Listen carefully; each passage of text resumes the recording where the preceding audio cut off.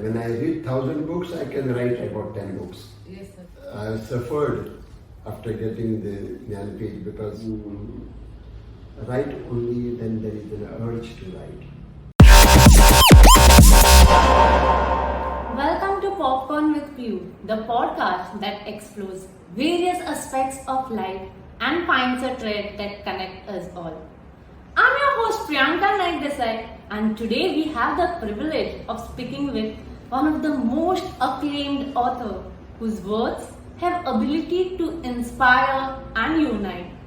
In year 2022, he won the 57th Jnanpith Award, which is India's highest literary honor. Please join me in welcoming my personal favorite author, Sir Damodar Mauzo. So it's truly our honor to have you as our first guest on the show. So as we begin with our today's session, I just wanted to inquire about your well-being and how you're feeling. Well, I'm going on. I keep going both in the literary sense and also in my life. Yeah. Thank you. Alright, sir. So let's dive in our today's session. Sure. Can you spill the beans for our listeners about how you first started your writing journey? It was more than 60 years now. It was in 1963 that my first story was published, which means I had started much earlier. Yes. But they were just the start of my career as a writer. I can't call it a career as a writer. I never thought to become a professional writer or to make writing a career as such. But then, yes, I was a voracious reader. And then every time I read some good books, good stories, and I always had the urge that I can also write. I would sense that yes, why not me? I can try writing. And that is the way it started. I kept writing when I was schooling. When you were in school? When I was schooling, I was a voracious reader because I was commuting to Margam because there were no schools in my village. But every day I had to go to Margam. The school would start at 9 and at 1 then I would go for my meals, which was pre-arranged. And then I had free time because the train to return was at 6 in the evening or after 6. So what to do between 3 and 6? So I would visit the libraries in Margam. So there were at least 2 libraries which I visited, and within 2-3 years, I think I finished all the books in the library.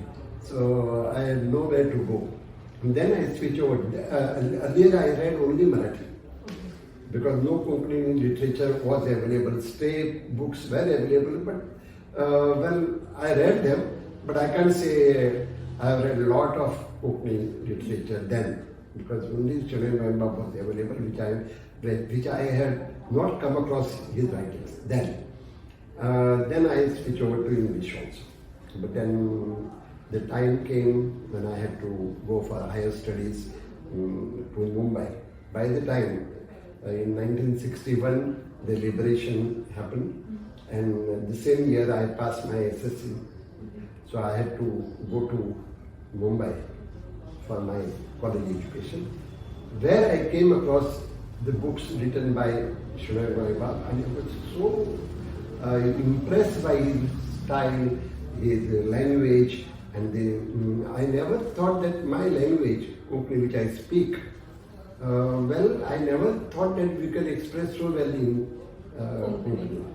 And then there was no looking back. I found that I found my expression.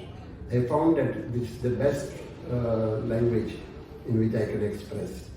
So all my creative writings, even today, all my creative writings is necessarily in Konkani, whereas I read, still I am a voracious reader of English literature, Marathi literature, Hindi or even other languages in translation. But then mainly I write in Konkani because I think I can best express myself. And I know, I understand, I know the characters whom I have met here which also enter in my writings. So your journey from being a voracious reader to a writer definitely sounds I captivating. think every writer has to be a voracious reader. When I read 1,000 books, I can write about 10 books. Yes, sir. That's what I feel. Okay, sir.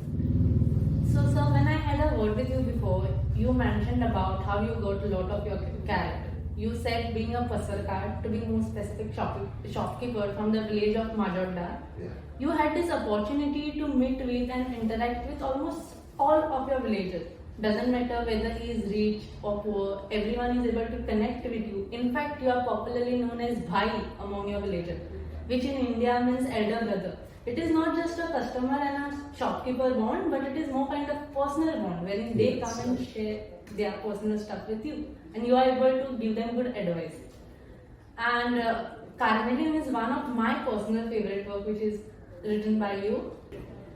So, sir, can you share insight into how you have developed this character of Kahaniyon? Were there any real life instances, or did she emerge purely from the realm of your imagination? I don't think I solely rely upon my imaginative art, but then one thing is true. Since I'm a shopkeeper, I can easily communicate with the people who attend, who meet me across the counter. I run the family shop, and it's being in a village. I could easily access to my people. As you said, yes, the people even confided me of their private problems, but then they should not always, not everyone, but there were some people who came to me to seek advice, and I did give them. And my eyes, my antennas were always on. So every time I find something unique, something strange in the characters or around me, then I would note it down, mental note. And then I would come back home and write it down. Kahaniyon, which was written in 1979, you can imagine how many years have passed. So it's nearly two generations past rather. But then, yes, I got these seeds when I was at the shop. That I'll briefly tell you how it occurred to me to write on this topic. There was an adolescent girl of say 15 years old or 16 years old. She was a regular, frequently coming to my shop as my customer, and unlike other school-going boys or girls, she would spend quite liberally that time. She would come to the shop, ask for a Coke, and if she has 2 or 3 girls with her, she would also ask me to give them Cokes, or she would buy a slab of Cadbury chocolate and then take it and serve them also. So I was wondering why, when those were not the times when we were getting plenty of money to spend as pocket money, but how this girl has so much pocket money. Then one day I found another customer passing a remark that a question for Pakistan my wait can. For her to spend money like this, what does it matter? She has her mother working in Kuwait, and that Kuwait Khan, which is a woman spending, the woman living and working in Kuwait, was called Kuwait Khan. But every time anybody calls some lady Kuwait Khan, then there was a stigma attached to it, which was objectionable, frankly. Because Kuwait Khan would be anybody, but then here there was, as if those who go to Kuwait, women folk particularly, as if they are not having good character, that way. So that stigma I didn't like. Then this girl was a regular frequenter. One day, I found for last 1 month she had not turned up. And one day when she came back, I asked her, so I asked her why we didn't turn up for so long. She said my mother had come from Kuwait, so I had a good time with her. I was moving out with her. Then I asked her jokingly what she has brought for you. So she was also very open-minded. So she said, she brought me perfume, some dresses and other things. But then I simply asked her, so why didn't you take you with her? If Kuwait is such a good place to live in. And she said, no, I told my mother, after my SSC, I'll join you. I'll go to Kuwait. You take rest there. And then mother said, no, in no case you will go to Kuwait. So that was the end of our discussion or dialogue. But that gave me a thought, rather inspired me to go into that thought. Why a mother does not want her daughter to work in Kuwait when she herself is earning so well in Kuwait. So that prompted me to go on investigating in sense communicating with people who have come from Kuwait. So that was the time in 70s, mainly women folk went to Kuwait. Okay. Men, of course, they did go, but in a smaller number. Mostly women folk were required there to work as ayahs. All the rich Arabs, they wanted someone to attend to their children or take up the household work. So these women went to Kuwait. Then I met some women folks. I think I interviewed nearly about 50 to 60 people and tried to find out what exactly the situation was prevailing in Kuwait then. So there were people always, nobody says where I live, the condition is not good or I'm facing so many problems. No, everybody was glorifying the way of living in Kuwait. But then I found, of course, I could read in between the lines. Yeah. So I always try to get what exactly I want. But then there was one woman, she was in late 40s or maybe mid 40s. And she told me, come on, I'll tell you, but then it will take longer time. She knew me that I write. And she was very close to us. She belonged to fisher folks. And my family, some 85 years back, we were also the residents of the coastal area. So my father shifted from that area to here, but we kept up the ties with the fisher folks. They always talk, whenever they meet me anywhere, they would fondly call me, "Hey, Chaya, kaisa ha?" That is the way fondly an intimate relationship that we had with the fisher folks. So this woman told me, I went to her house around 5 o'clock, thinking that it would be a good time to talk to her in the evening. But there was a lot of noise around. She told me, let's go to the beach. And her house was also very close to the beach. So I said, let's go to the beach, sit there and I'll talk to you. There won't be any trouble and rather any disturbance. So I said, okay. I had my notepad and pen. We squatted on the beach and she went on telling what she answered all the questions very frankly. The only thing she told me, I have a good boss, I have a good family to live with, but other people, other women who go there, they face these problems. So I could guess what was the situation there. And she went on talking, went on, and we started around 5:15 or so. It was late in the evening, by 7, it was dark, and then 7:30, 8 o'clock, in the night, already night was kind of fallen. So I was keeping notes, I could not read, so I should turn pages and jot down whatever is telling, scribbled in my notebook. But then by 8 o'clock she finished. She went back to her house, I came back home, and I was so happy. Now I didn't have to go to anybody else. I told my wife that now I want time to sit. She gives me time to sit and write.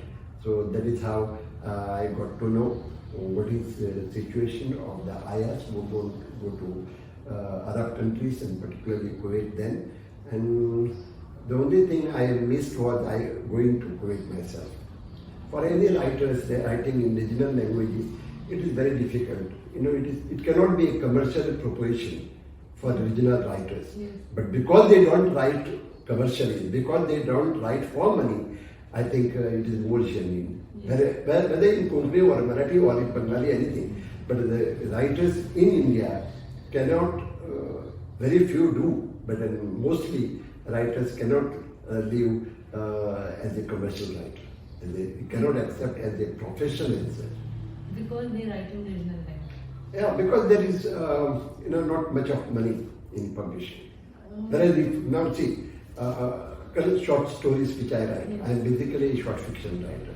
Whenever I finish writing stories, I send to magazine, they print it, I get good response from the readers, and I am happy. They don't pay me anything. I don't expect them to pay me anything because I know the language is such that we want to reach out to the maximum readers. That's all. But when the same story goes in translation into English, I get paid and handsomely for that matter. So anyway.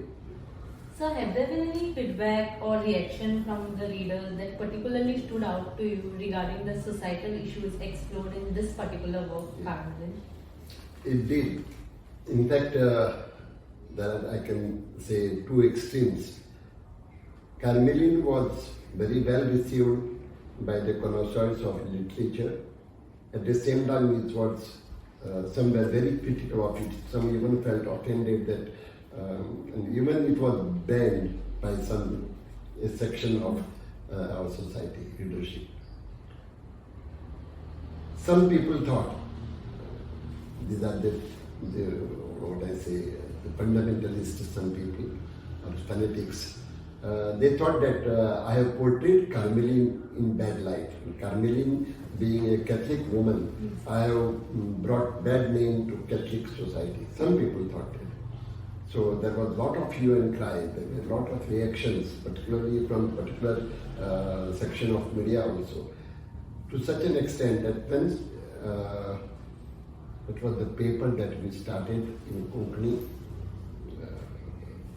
when the new papers was started, Kahaniyon was transcribed in Roman script and made available to the other side, rather the Roman readers. So Roman script readers.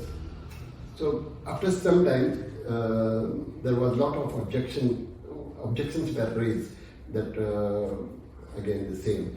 The Kahaniyon with a Catholic woman is shown in a bad light. This is objectionable and it's insulting the Catholic community. And then so much pressure was built up to such an extent that it was being serialized in that newspaper, Navai Boy. It's a daily newspaper. It was being serialized page by page. And then pressure was built up to such an extent that the editor decided to stop it. Okay.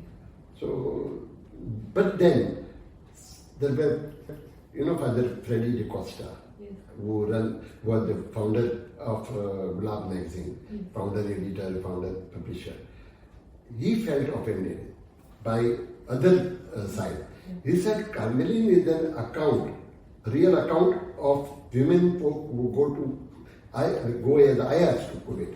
There are not all people face the same problem, but this Kahaniyon is an eye-opener. He took it as a challenge, and he was also bringing out Koritso Avaz, another daily paper, and he serialized it, and he said, now Dakoy Tumkan, I finished the entire novel I will publish, and he did. Okay. Yeah, so that is one thing. So the answer was given out and out by a priest. So that was something for me to be proud of.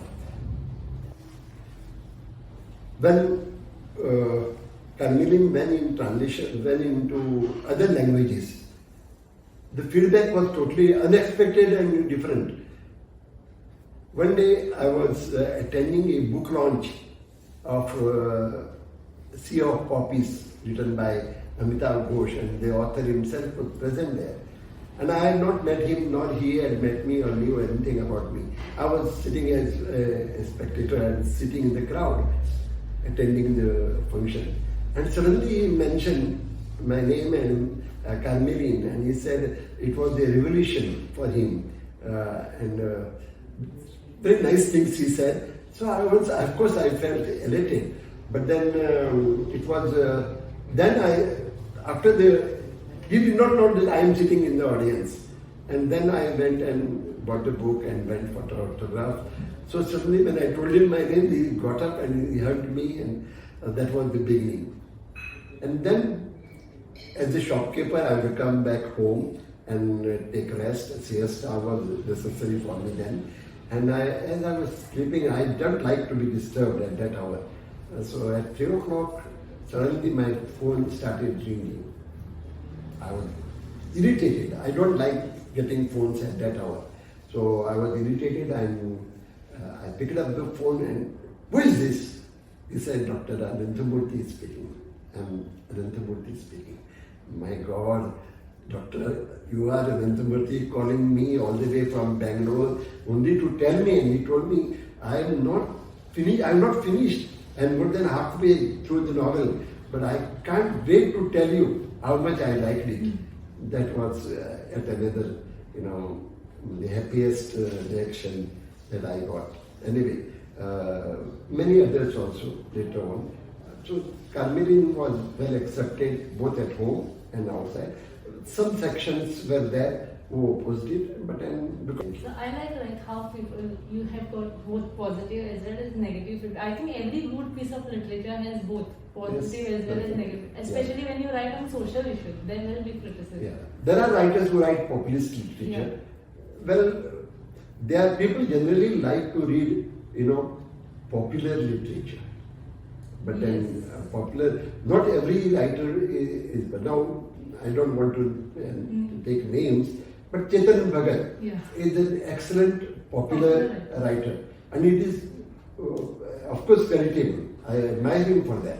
But then there are very few takers for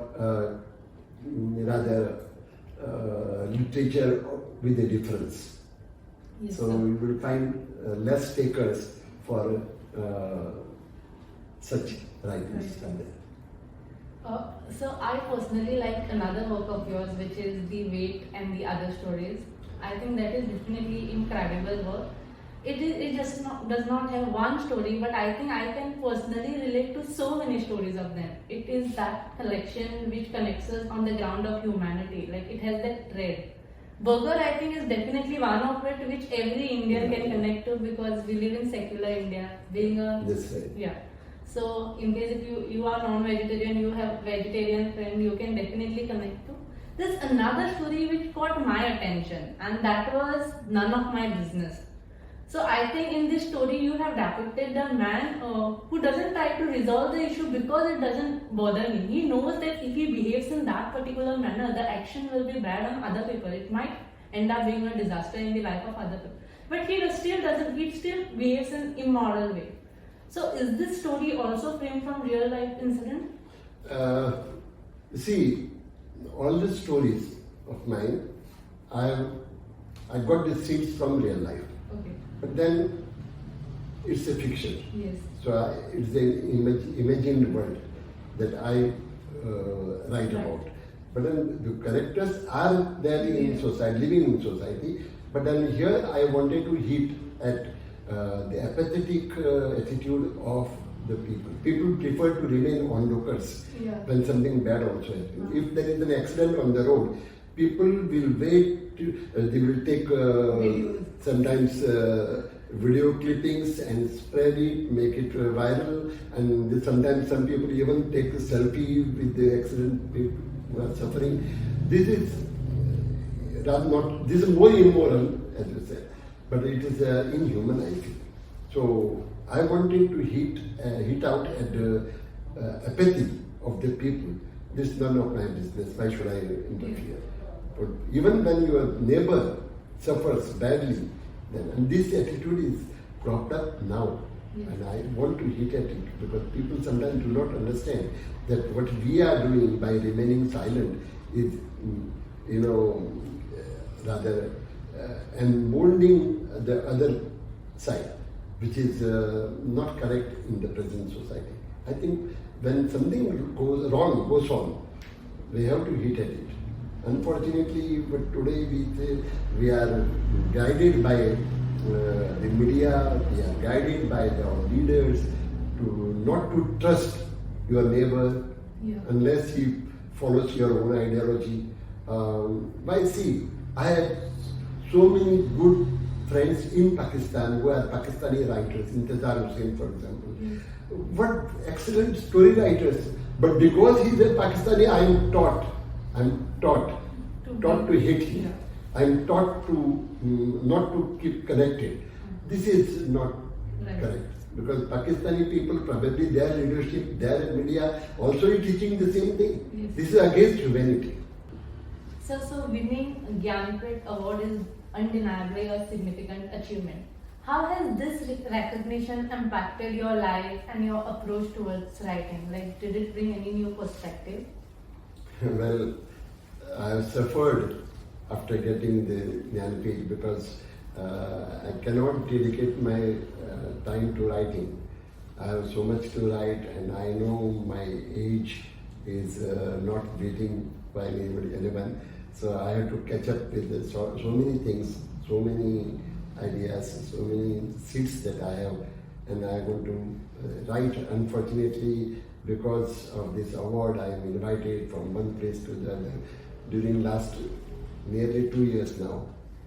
It was exactly on 7th December 21 that it was declared. It came all of a sudden. I was not even expecting even a 1% also. There was no expectation. But when it came, I took it in my stride.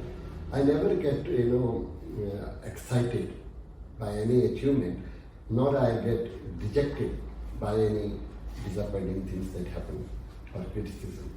But then, yes, I have, in fact, a lot of things have happened.